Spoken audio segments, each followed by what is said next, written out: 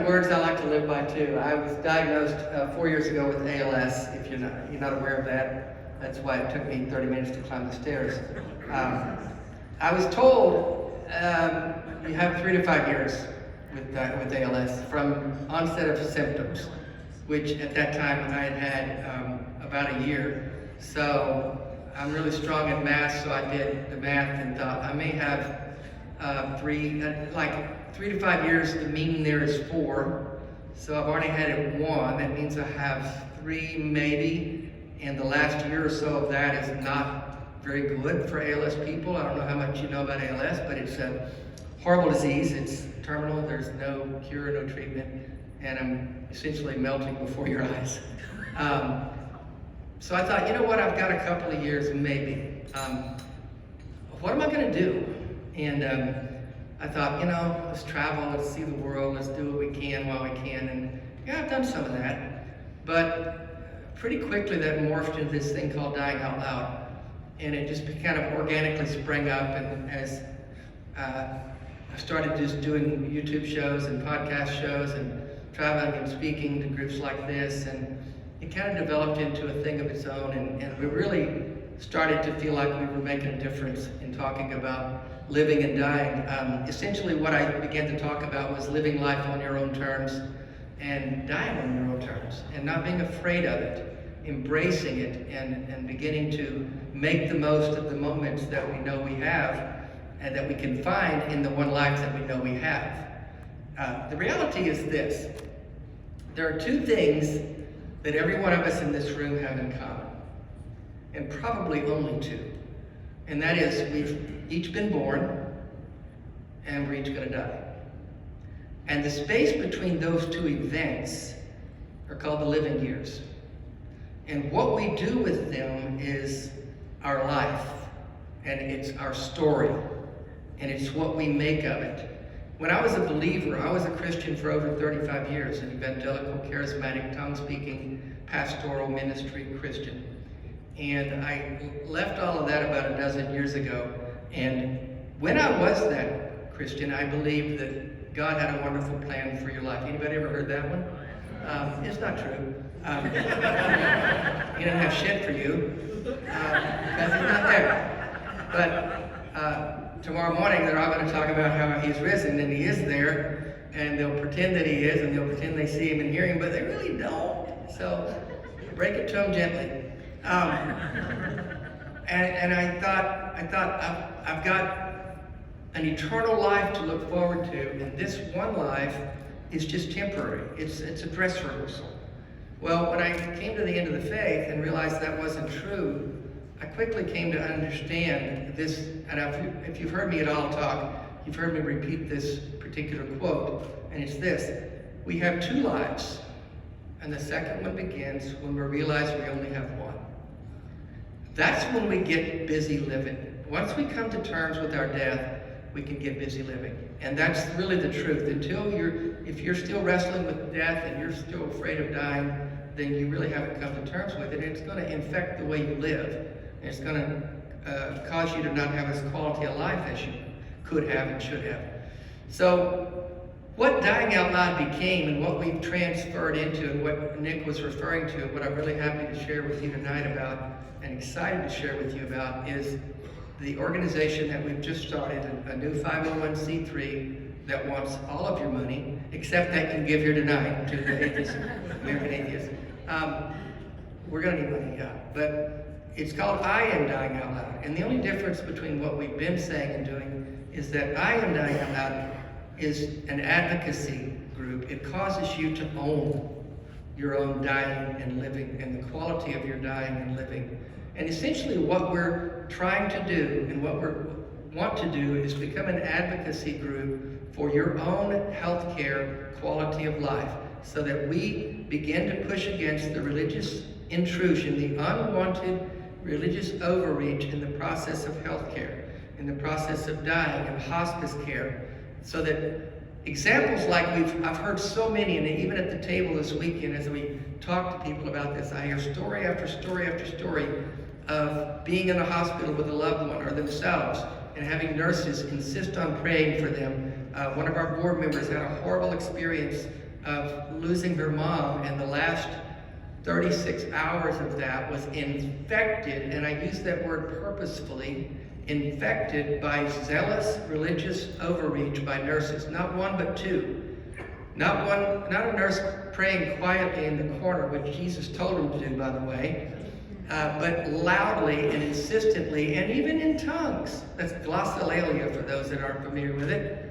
And she, even after she was asked to leave, she insisted that she was there under God's instruction, and it was important for her to make sure that this dying woman was right with God and ready to enter into her eternal security.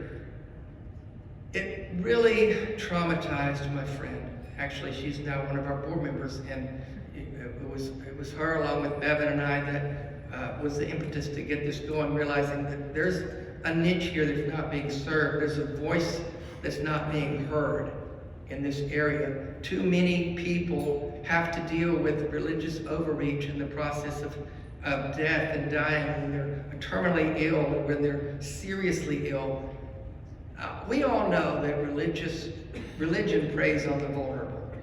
That's essentially where they're looking for weak spots, whether it's a child, a young person, a person struggling with addiction, or a person with serious health issues.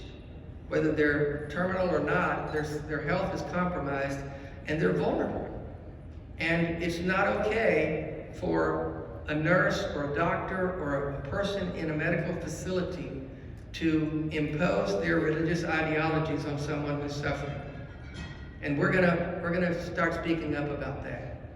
We have been already. We're gonna start doing research on where the gaps are, what we need to do in terms of changing policy for hospitals and medical facilities.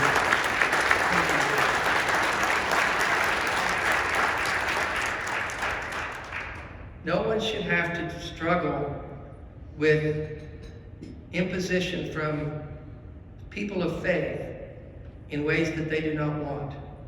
We know the numbers. 25% of us, roughly, are people that are not religious. So that means 1 out of every 4 people that go into a hospital or go into a hospice facility are not, or there's someone who does not want someone praying for them. They do not want a chaplain, at least not a religious one. We're all about humanist chaplains. We're going to be working with the Humanist Association and other groups to build an army of humanist chaplains or humanist advocates in hospitals all over the country.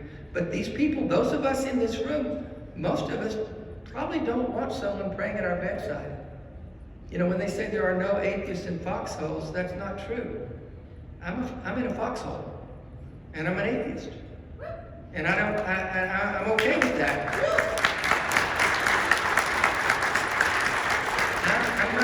I'm gonna die an atheist. There's not gonna be any bedside conversion. We're gonna have video going, so it'll be proof. Yes, I'm gonna die out loud. This is an area I think is not being dealt with. And what we want to help do is advocate, is change policies in hospitals. We're not going after legislation. There's a lot of people doing that really well already, and we don't want to duplicate those efforts. But hospitals have policies that need to be changed. Even intake questionnaires have religious implications on their questions. Those need to go away. There's no evidence to suggest that you're going to get healthier or be healthier if you're a person of faith. And if a hospital or a doctor's office thinks that's true, they need to be educated. That's just not how this works. It's called science, not religion.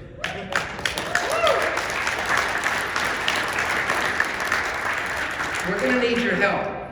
We're just getting started. I mean, we've got the website up. We've got some hiccups with the QR code. We thought we were being so cute and clever. With a QR code, you just shine your light on it, and it boom, a website comes up. And there's a donate button right there, and we thought, oh, we've been working night and day getting it ready for the conference here, and then we got a button with the QR code. We're going to get it fixed up. But the website is iamdyingoutloud.org, and we need grassroots advocacy. We need you, boots on the ground. Our goal is to have chapters in every state, or start to say country, but let's just start here in this country. We're going to take over the world next year. But But they really don't need it. They got their shit together. We're the ones struggling here. Let's be real. But we need chapters in every state where you can be boots on the ground getting information from hospitals in your area. What do their intake questionnaires look like? What are their policies? We want you, if you go into the hospital, you just like you give a living will, these are your directives for health care. Well, these are your directives for your spiritual care. Right off the gate, I don't want anybody praying for me, and you don't have to be hostile about it. I probably will be, but you can be nicer than me. But you just give them this paper, or give them this card, or whatever we end up having, kind of technology, a QR code. Those are really cool. And just have them pull that up, and that gives you all the information, gives them all the information so that they don't send the chaplain to your room, and they know better than to have someone praying in your room. And I'll tell them, they're going to hear from our legal people. Andrew, we're going to get you. We're going to get him, Andrew. We're going to get him. Andrew Seidel, I want to say he's going to be on our advisory board. I'm thankful for that. Dr. Darrell Ray is going to be on the advisory board. Dr. Will Judy's on the board. We got some people, folks. We got some people helping us. But we need you in your part of the country helping us with this. So we've got Bevan and others at the doors on your, we're not letting you out of the door until you take a brochure. That's how this works. They told me I could do that. But take a brochure, look at what we're doing. If it's something that interests you, if it's something you feel like you can get behind, email us, reach out, tell us what you'd like to do, ask us. You may say, what can I do? I want to help, but I don't know what to do. As soon as we figure out what to do, we'll tell you. But we're just now, like I said, this thing is infancy, and so we see the need, and we're going to address it. It has to happen. Especially people that are terminally ill like me. This is the end for us. And we don't want anybody having a say in how we do that. My motto is live on my terms and die on my terms. That's what this is about.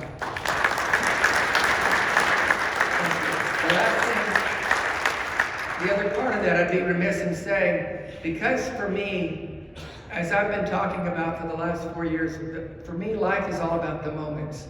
There's nothing more important than this present moment that we're living in right now.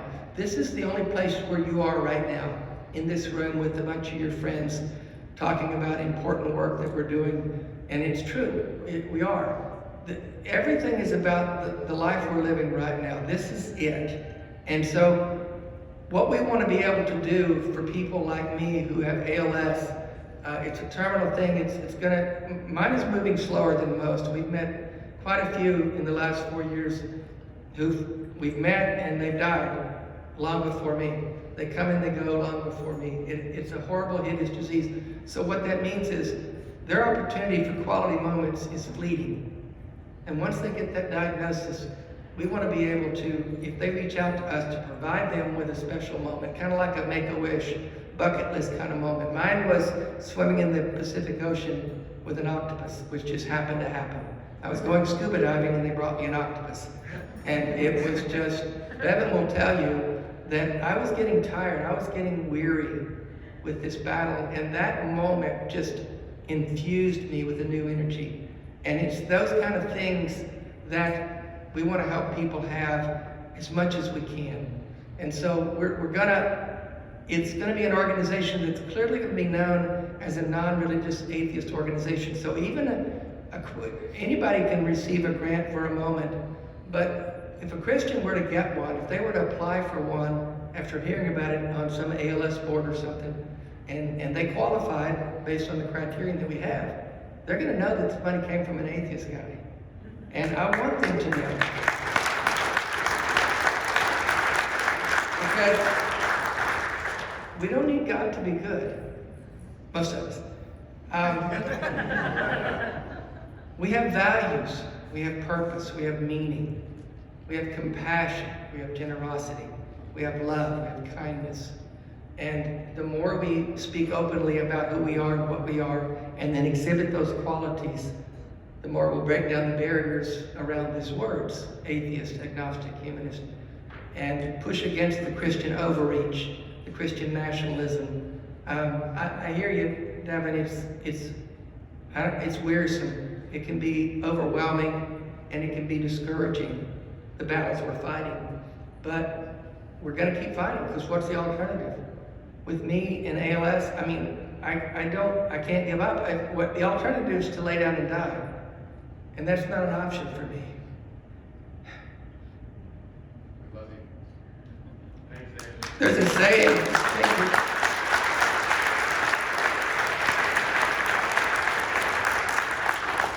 There's a saying, ALS may kill me, but it's not going to take my life.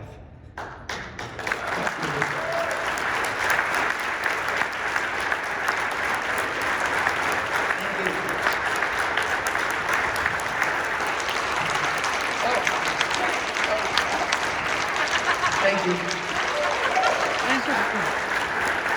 I appreciate that.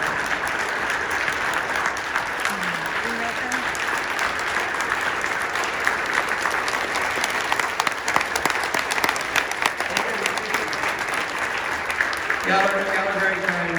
There will be some, Sheila and Greg and Bevan will be at the doors on your way out. If you do want a card, or stop by our table if you're here tomorrow, we can talk more about that with you. But I really do thank you, Nick, and everybody on the team for affording me this opportunity to share this with you. It's very, very dear to my heart and very important work that I feel like we need to do before I run out of gas. So we'll get a picture now.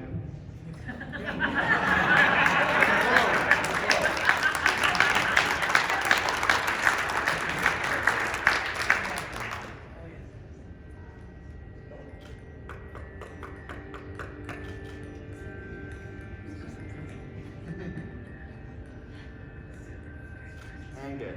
Thanks, everybody. We love you, Dave.